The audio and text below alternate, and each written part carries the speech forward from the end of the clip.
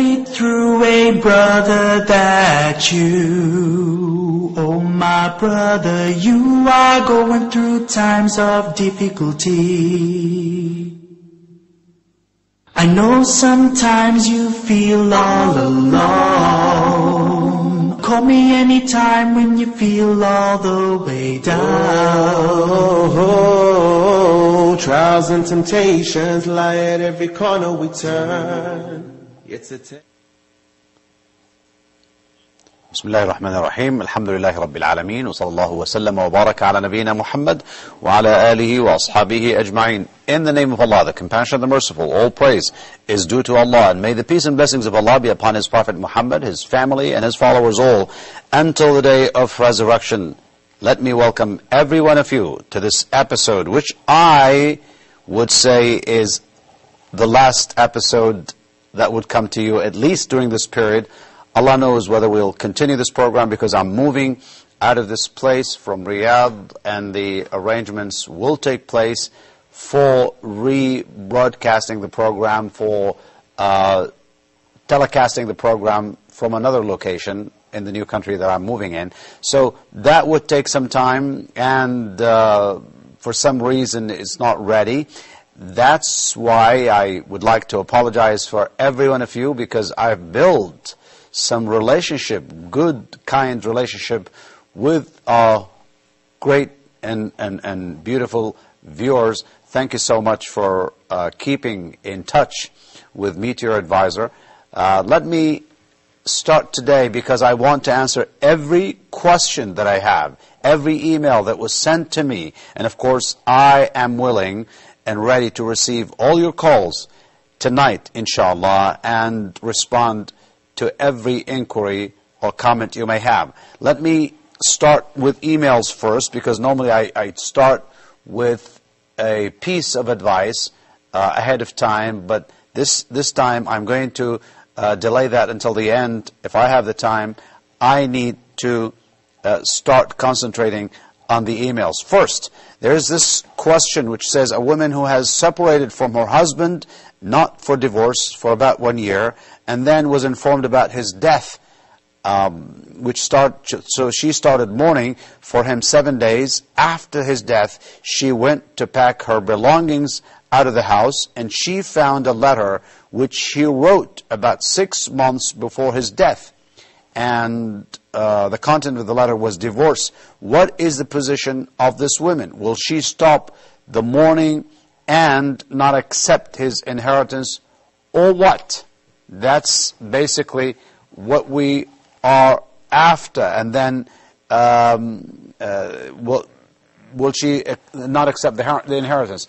That is basically what the question is. Now, first let me comment on the matter of all this lapse of time where there was no communication between this woman and her husband. Yes, she was his wife. I think there was some terrible relationship that was taking place, and then all of a sudden this woman was informed that she wasn't really aware that he actually he divorced her. It was in a letter. So first I need to emphasize the point of the communication, and it's either this or that. We should be sure that what we have is either, yes, I am the wife, or I'm not the wife. And if he decided, why would he keep it secret? That should be an open communication channel of dialogue between the husband and the wife. And that creates all these troubles. That's one thing. The other thing is, regarding this particular point, of course, the iddah, or the time of mourning, would start immediately after the divorce. Now, based on this, the divorce actually took place, and she was supposed to stay for 3 months after that divorce, and then she's not anymore in relationship with him, and which means that she can marry after that period of time. So yes, I think there is, according to the scholars of Islam, Sheikh Ibn Uthaymeen, a very famous scholar, was asked about basically the same question. He said iddah would start immediately after the divorce, so from the time when they were separated by his own writing, making sure that yes, this letter is authentic and true, and therefore she is not entitled to any inheritance, since he divorced her before his death, I think about 6 months or even before. So the point is, yes, there is no need for her to complete the iddah, because it already started from that time, and since this lapsed and without she was not aware of it, and she was in no knowledge, she is inshallah forgiven. But the point is, let's keep good relationships between the husbands and the wives.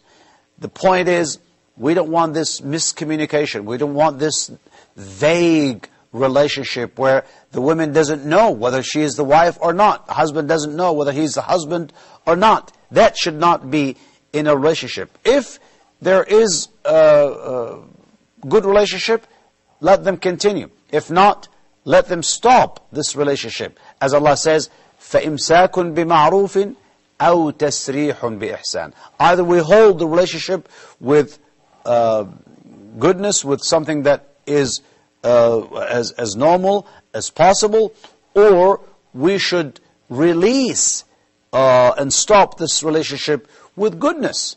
I mean, everyone is entitled to his own right. We know divorce is possible and is the last solution if there is no solution, and then everyone can go his own way.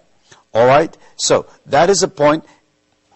Let me get to this email from Muhammad Mustafa, who said, I have a financial problem and I'm selling my wife's gold. I have 2 children and I'm praying to Allah the Almighty too much with my wife agreement. Please tell me, what should I read to solve this financial problem? I'm working in Jeddah. I am diabetic and I'm on insulin, and I'm working hard for my family. Well, first, may Allah provide you with rizq, abundance of favors and bounties from Allah, and may Allah keep you in good health. Yes, you need to work on this, and you need to seek and manage what to do. I think there are many things that we need to do in order to arrange for a good and smooth life. Money management, financial affairs management is something good, and we need to have that. Sometimes we need to pay a few dollars or riyals in order to get much, if we have a good, serious trainer or an expert in this field who can tell us how to manage the money. By the way, I found over the internet some of the good programs or advices from good, authentic sources, which tell you about what to do when you are in a financial crisis. First, you resort to Allah, no doubt about it. He's the one to guide you. He's the one to take you out of this. That's the first thing, because if you take Allah's guidance, you know that only you spend what you need, and also you have to manage your money with responsibility. Secondly, you know what to do and put priorities. Where should I put the money first, and what should I do? And then I can take some of the extra. I can go and manage my diet system. Do a lot of many things that can help me use my resources that I have in my possession effectively and wisely. I think that would bring me good results by the grace of Allah. Sometimes people don't know how to spend the money. They spend lavishly, they spend here and there, and finally they are in a crisis. So that's one thing. Of course, one of the advices that was reported in the Sunnah is to read Surah Al-Waqi'ah.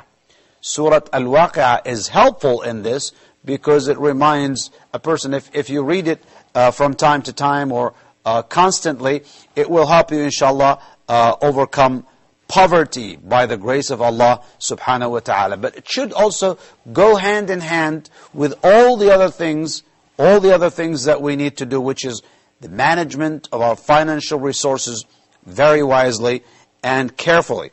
All right? May Allah help you in this. Secondly, let me see, this is Reed. Reed says, I'm an American who lives in Morocco, and it's not possible to go to khutbah, as I could understand only a limited, or I only have a limited knowledge of reading Arabic. Is it permissible to go to Jumu'ah just for the Salah? Does this make my Jumu'ah valid? Well, I don't know whether, Reed, I would assume you're a man, and of course, it is an obligation upon every Muslim who's resident and has the means, who's not a traveler, to go to Jumu'ah. You need to go to the Friday prayer. That is this is the rule. And whether you understand Arabic or not, you will over time. As I can see from your own email, you said, Jazakallahu khairan, which means, yes, you can understand Arabic, you may have a limited knowledge, but by the time, look at all these Muslims, if all these Muslims don't understand Arabic, why they're holding Jumu'ah prayers everywhere in non-Arabic speaking countries such as Pakistan, India, Bangladesh, Indonesia, all these big and large Muslim countries, they still hold the Jumu'ah prayer, and yes, they can do it in their own language, but since you live in an Arab country, I think you should take advantage of this and try to learn Arabic and benefit from this opportunity. This is very, very important. Okay, and I think you need to go and attend the Jumu'ah, and inshallah, little by little, you can ask your neighbor, ask someone to tell you about the subject and benefit from the subject. You can read more about it. That makes you even more serious about Jumu'ah prayer and the value of Jumu'ah. Jumu'ah is not only just to come and attend. Yes, this is an obligation to come and attend Salah. This is a symbol of the power of the Islamic Ummah.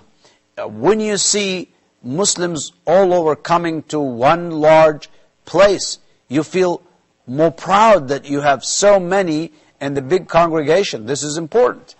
So it has this psychological effect. Also, you learn something. This is a day of Eid. It's the Eid of the week. If we have 2 Eids in the year, we have Eid al-Fitr and Eid al-Adha as 2 major celebrations of ending 2 important, worships, which is fasting the month of Ramadan and performing Hajj, standing at Arafat or on Arafat, and then obviously celebrating Eid al-Adha with the rest of the Muslim community and with the pilgrims as well. That is in of itself is good manifestation of the power and might of the Ummah. So that is a significance of the day of Jumu'ah. The Jumu'ah has so many virtues because Allah subhanahu wa ta'ala created Adam on the day of Jumu'ah. The day of resurrection will be on the day of Jumu'ah. As I also remember, the entrance of people into paradise will be on the day of Jumu'ah.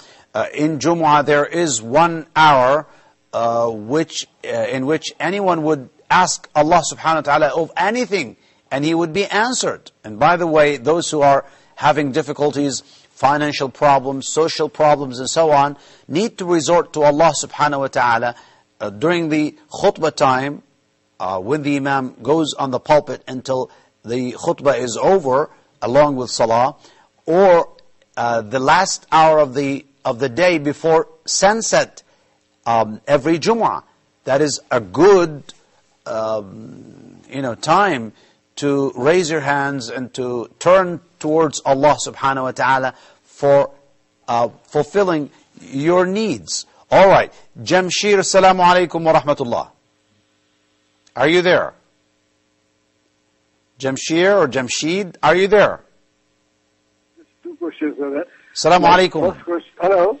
Yes, I can hear you. Assalamu alaikum wa rahmatullah. Yeah, my first question is, brother, that if we reach a Jummah prayer and the Imam has finished the second rakah, that is, he has stood up from the ruku, Yes. so we have to pray the 2 rakah or a Dhuhr prayer, 4 rakah. All right, very Number good. one.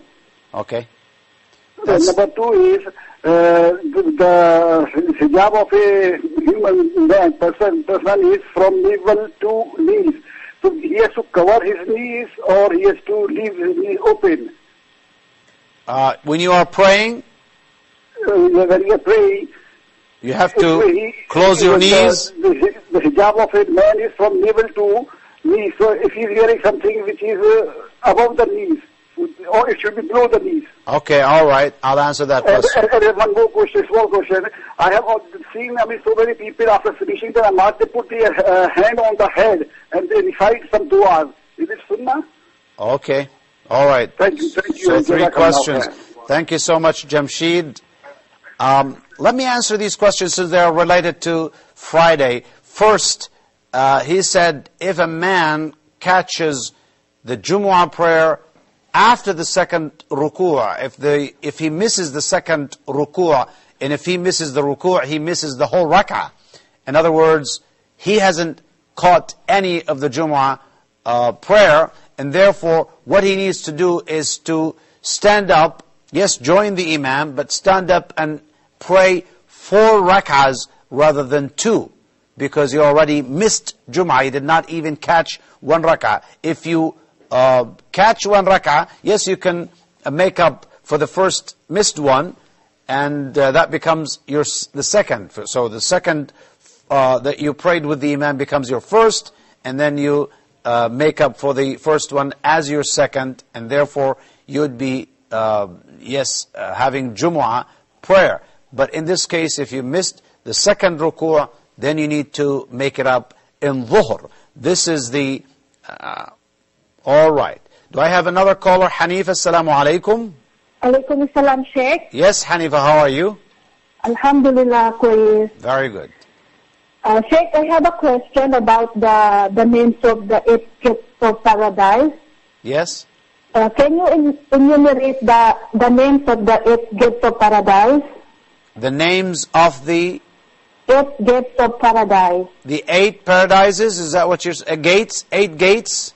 Yeah, the names. The names. The name of the gates of paradise. Yeah, and the second one is, Yes. this question is, I collect to my friends here, and they tell me that, can you ask from the Huda with the nature advisor that, please help me. I said to them that, okay, I will help you.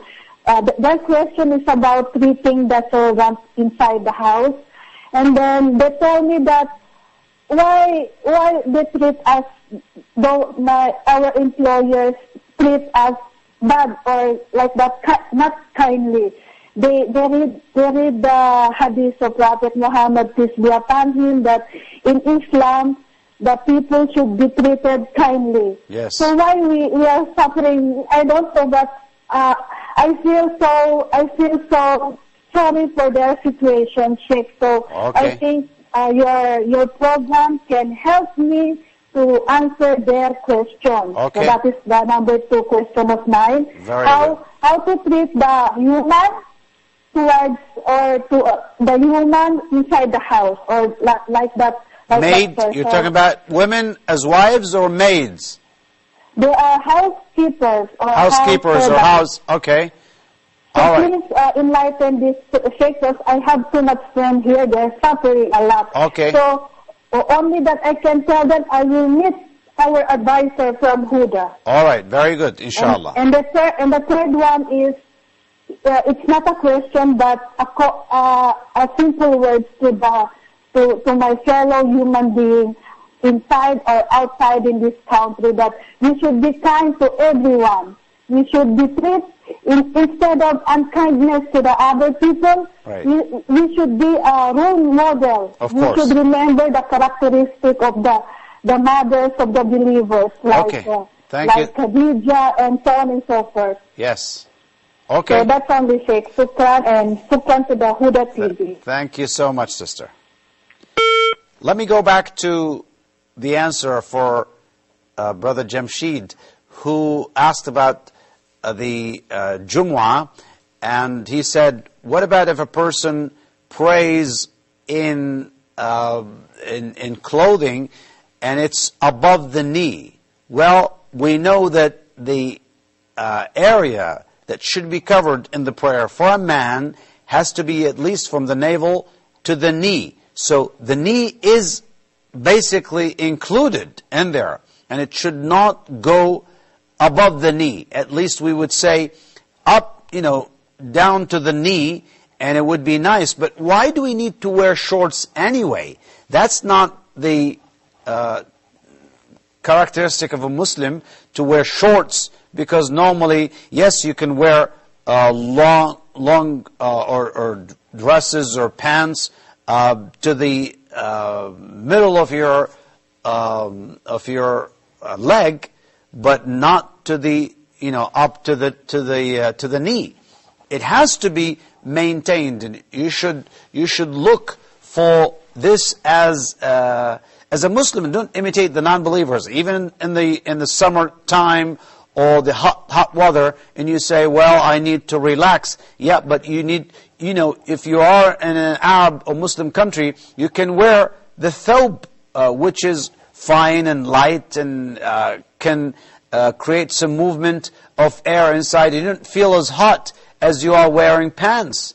And believe me, if you try it, you'll enjoy it. Whether this is like Pakistani dress, an African dress, or an Arab dress, these are all worn by Muslims, alhamdulillah. So that would be nice, rather than to act like you are in a Western country where the weather is different and the customs are different. So I would say it has to be at least up to the knee. Whether this is the knee is included or not is subject to discussion among the scholars, and I would prefer that it has to go beneath the knee in order to be on the safe side, because normally it might be down the knee, but then when you sit for tashahhud, this dress will come up a little bit. Sometimes it will show part of the knee, and it should not be done like this. Jamshid, I think you asked me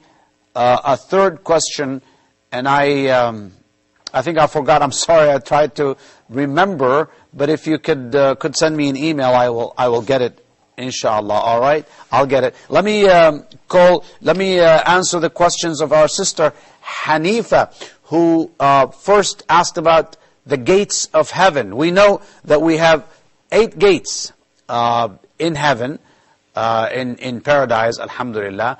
And I don't know all the names, because I don't know whether all the 8 names were mentioned, but we know, for example, Ar-Rayyan, which is one of the gates, and that is only made especially for the people who fast. Those who fast in the path of Allah. Of course, inshallah, this would include Ramadan, but also other voluntary prayers. And if all these people enter from that door, all those who used to fast during their own life, and I would assume this is extra, not only the obligatory fasting during the month of Ramadan, it will be closed, and they will not enter afterwards. So that is Ar-Rayyan. I don't know the other gates names, but you can refer and see what the scholars. I don't have the answer ready, because I don't know whether all these gates were mentioned, but we know that heaven has 8 gates. Hellfire, may Allah forbid us from, has 7 gates. لها 7 أبواب. So we actually ask Allah to, and by the way, if we do certain acts, we will be given the choice to enter from any gate we choose. It's up to us. We have the choice. Because, for example, if I forgive someone who is eligible or whom I can punish for some terrible mistake they committed against me. And if I forgive them, I will be given the choice as a reward by Allah subhanahu wa ta'ala to enter from any gate that I would choose on the Day of Judgment. This is how the hadith described the reward for that. Okay. The second question for Sister Hanifa is regarding the treatment of housekeepers, the treatment of servants, our brothers and sisters, especially women. As she said, she has some friends, some sisters who are treated, whether they are Muslims or Christians. It doesn't matter. We have to treat these house workers in the best way. We have to give them their own rights based on the contract, and the contract has to be fair. And also, at the same time, we should not burden them with something beyond their ability. We should give them their own salary on time. We should not in any way treat them badly or try to shout at them, try to,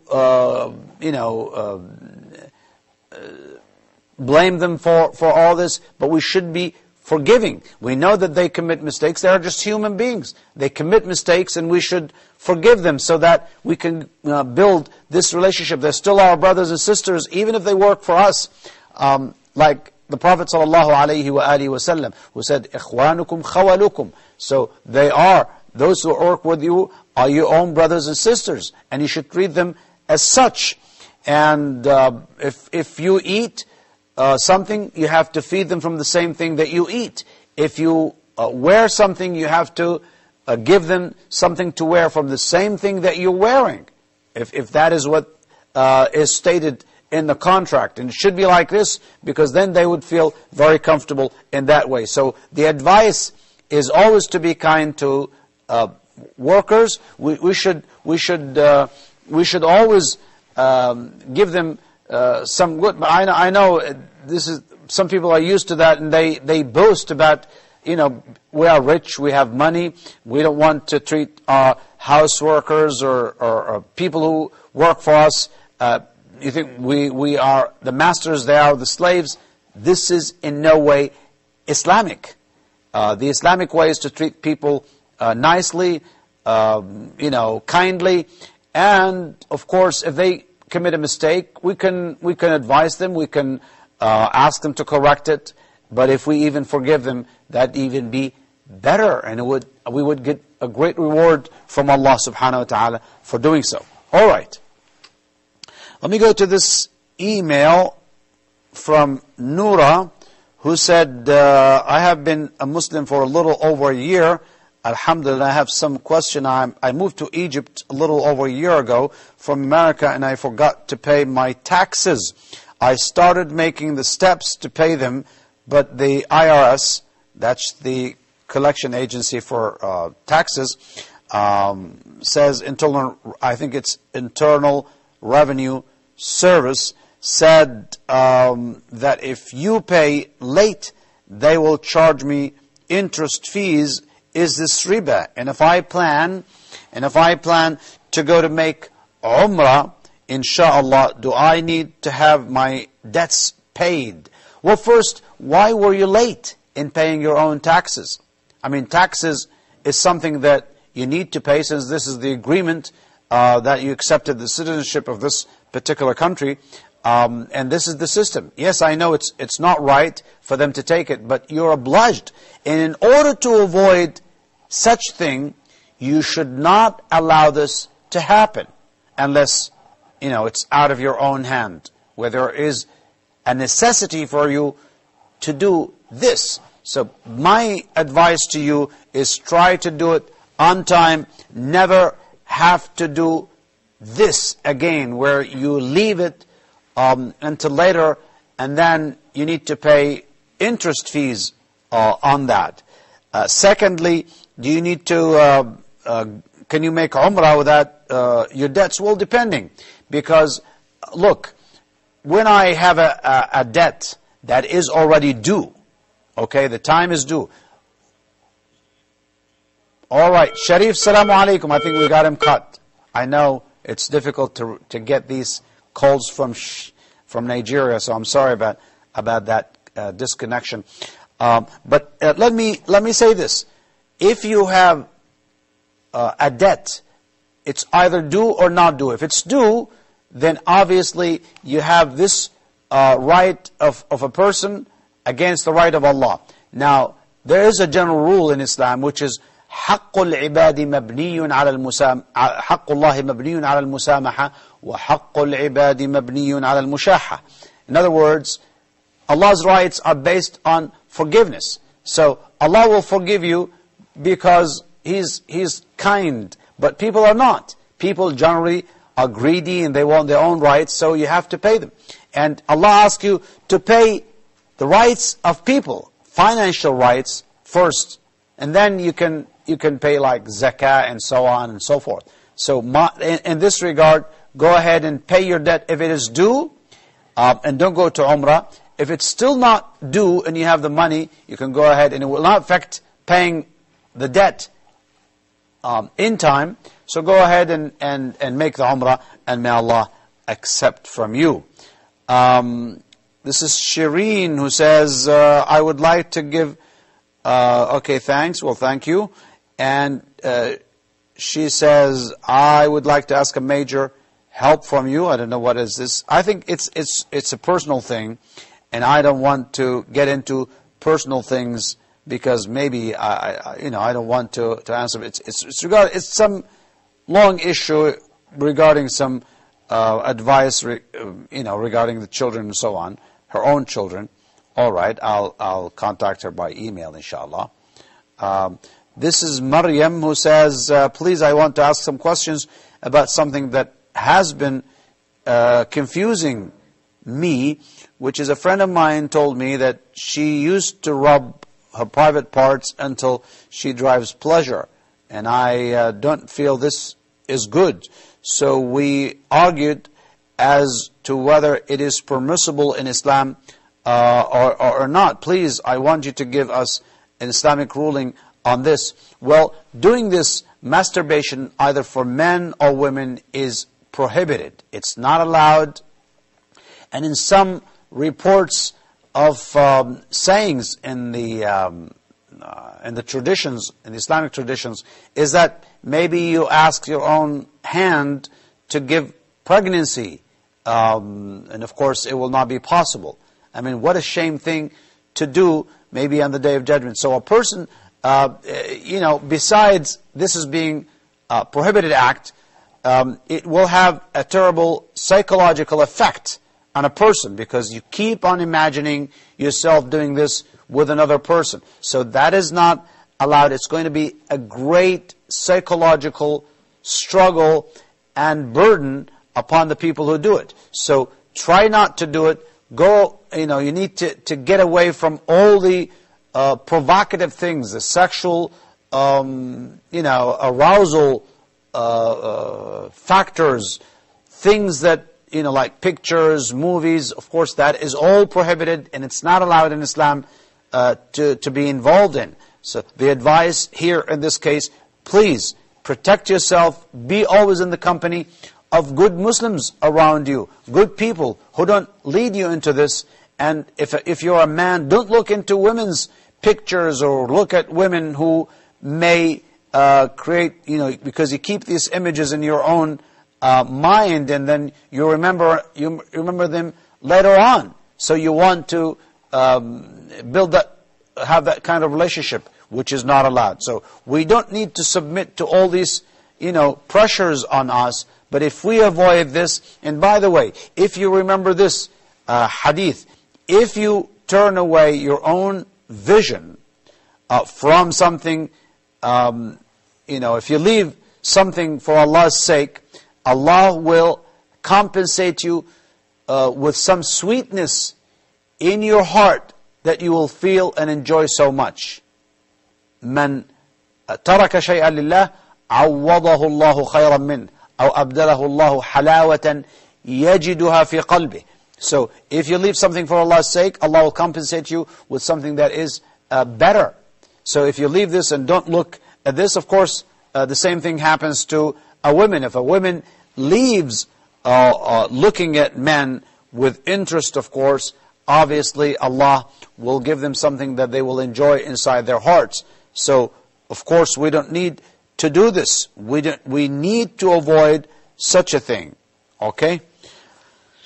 This is Fadila Balgam, who says, all right, I would like to you to answer some of the forwarded email. All right. Fadila says, no question has been answered for me by Huda. I'm sorry about that. Does the carat of the gold jewelry count when calculating the zakah? Well, actually, carats, you know, if you have 24 carats, which is almost like not there, they start from the 22 carats, because of pure gold is 24 carats, and normally it's not soft. You know, it's so soft, you know, people don't wear it. And normally it starts with 22, 21, 20, 18, 14, 12 carats. So, but the price will go down. Price will go down, and that's why the carats, you know, they will only charge you for the amount of gold in a particular jewelry. So it's always there counted for you. So don't worry. Basically, if it reaches the nisab, now the nisab for jewelry is 80 grams. If you have 80 grams of gold, then you go ahead and pay the zakah for it. And normally it is because if you say, well, normally go ahead and ask a jewelry store to give you the estimate for the price of this particular piece of gold. Or if you have different golds, then they will give you the price, and they will tell you exactly the value, and you know, the value will be less as the carat will be. And of course that depends also on age, because it will depreciate over time. So that is already in there. How do I calculate the zakah value of my gold? Well, as I said, 2.5% of the value. The value will be in currency. If you can do it, or if it's 80 grams, you can take out of this 2.5% of the 80, which comes to about, I would say, 2 grams, basically, because out of 40, there's only one. So 2 grams of gold, or their own value in currency, will suffice in this case. What do I do if I don't have money to pay when it's due? Well, as I said, if you don't have the money, you can sell the gold or give out the gold itself, like depending on how many grams are involved. Okay? Since we left Saudi Arabia, we have been struggling financially to make, you know, living, and we have lots of debt because of student loan and car loan and all that. And I haven't worked since coming to Canada and so on. I don't want to sell my gold. There are not many, because they are gifts from my husband, and I am afraid of having unpurified wealth. My husband has been out of job for about 2 years and so on. So she's telling me about her own problems, financial problems. In that case, you know, you have the choice to pay the zakah or don't pay the zakah, because the zakah of the gold here, I'm talking about gold, because that is a subject of discussion among scholars. Some scholars are saying it is an obligation to pay the zakah for gold. Some are saying no, it is not. It is not. And therefore, I would say in this case, since you don't have, and that's, by the way, the opinion of the majority of scholars. The majority of scholars say there is no zakah for normal use of the jewelry. If you have jewelry of gold, you know, and they're just basically not for you there to save, but rather to use whenever you have the opportunity, like in parties and during occasions and so on, happy occasions. Obviously, there is no need to pay the zakah for that. All right. I think I need to stop here, and I'll come back for more, so please stay around. I heard it through a brother that you, oh my brother, you are going through times of difficulty. Allah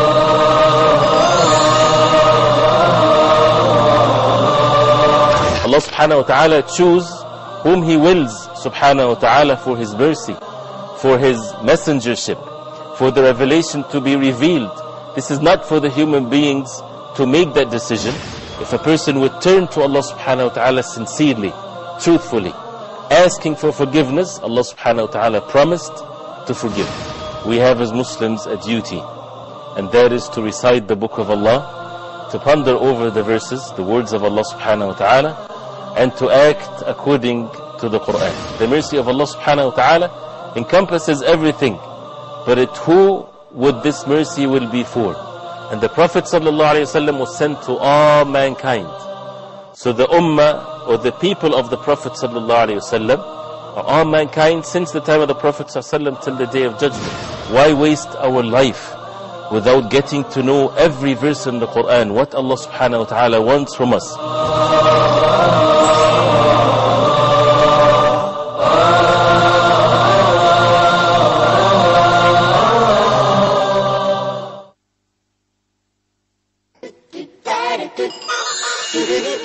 Kids quiz. Do you have kids? Do you want your kids to enjoy their time? Do you want them to benefit from their time? Would you like to increase their knowledge in Islam and general culture? Honesty, Brother Frisco. Yes! Whoa! How should you choose your friend? And they should have lots and lots of toys! Yes! A show consists of challenges, questions. No. The two teams with the most points at the end of the show, they'll win the lovely golden medal. Or, if you come in second place, of course, you win a lovely silver medal. The winning team overall gets a lovely golden medal. I'm very excited I did it. I didn't believe that I could do it. Do you like to teach them the Islamic values? Would you like to get to know our puppet Frisco? It's a good day today. Join our program, Kids Quiz, to have more knowledge and fun.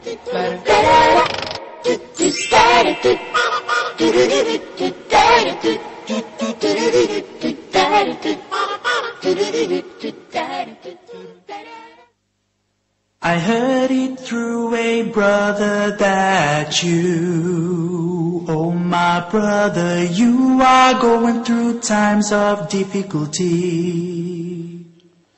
Assalamu alaikum wa rahmatullahi wa barakatuh, and welcome back. I know I have little time to go and have so many emails. Let me try to give you brief answers here. This is a question from one sister about thinking a lot. She says, I'm thinking a lot, and that leads me to worries, anxieties, and confusion.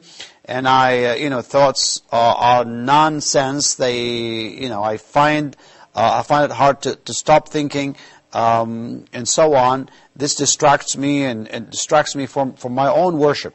What do I do? Well, you need to concentrate on the worship. It's a struggle, but it will come over time. You ask Allah for dua, you learn how to concentrate, and also learn Quran by heart if you can during your own salah, and be in the company of good people. That will help you, inshallah, overcome all these anxieties and too much thinking. If you are in the company of people, you'll not think much about your own, but rather you think along with the group. You'll be, busy with the group. So that's my advice for you. And with dua, inshallah, these things will be solved. Sulaiman says, I have a problem. I always think of having sex, and I'm not married, so for me to avoid that, I do masturbate. I think I did answer that earlier, which is to stop this. Masturbation is prohibited and not right. Amin, are you on the phone? Assalamu alaikum. Wa alaikum salam. Go ahead, brother Amin. Assalamu alaikum, Sheikh. Alaikum assalam. Yes. Go ahead. Assalamu alaikum, Sheikh. Wa alaikum assalam wa rahmatullah. Go ahead. Sheikh, I have a question. I have some relatives, widow ladies, who have no other source of income, but they are having gold approximately about 80 grams. So can we give them zakat because they don't have any other source of income? Right. They have this jewelry given by the parents on their weddings and all. But now they become widows and no other income sources. Right, right. Yes, no problem. Give them the zakah for this gold, inshallah. We can. And it will be inshallah acceptable, because if you give zakah to some relatives who are not dependent on you, obviously it's a zakah and sadaqah, but it's also sila, or connection and kindness to relatives. All right? Thank you so much. So in order to avoid all these thoughts about sex and all that, you need to avoid looking into arousals.